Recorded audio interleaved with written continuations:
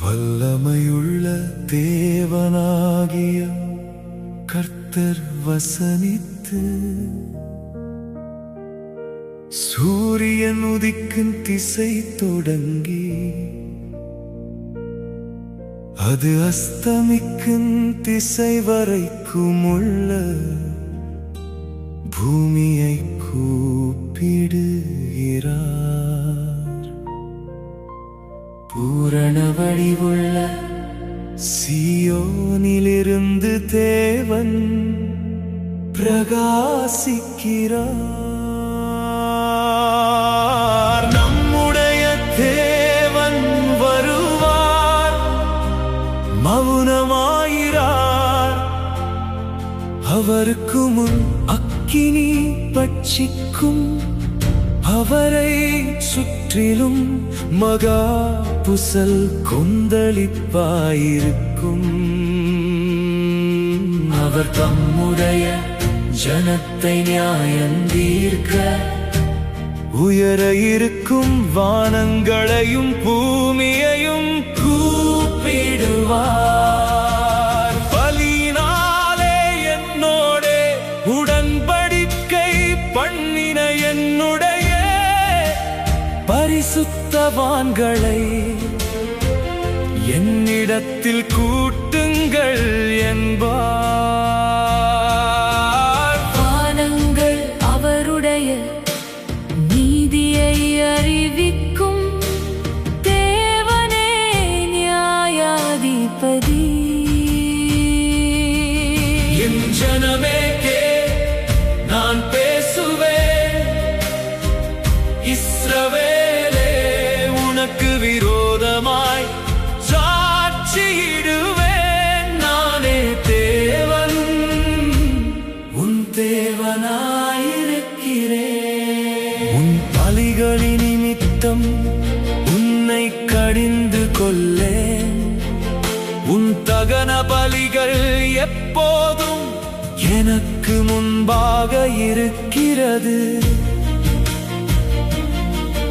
உன் வீட்டிலிருந்து காளைகளையும் உன் தொழுவங்களிலிருந்து ஆட்டுக்கடாக்களையும் நான் வாங்கிக் கொள்வதில்லை. சகல காட்டு ஜீவன்களும் பர்வதங்களில் ஆயிரமாயிரமாய் திரிகிற மிருகங்களும் என்னுடையவைகள். மலைகளில் உள்ள பறவைகளை எல்லாம் அறிவே, வெளியில் நடமாடுகிறவைகள் எல்லாம் என்னுடையவைகள். நான் பசியாயிருந்தால் உனக்கு சொல்லேன், பூமியும் அதன் நிறைவும் என்னுடையவைகளே. நான் எருதுகளின் மாம்சம் பசித்து ஆட்டுக்கடாக்களின் ரத்தம் குடிப்பேனோ.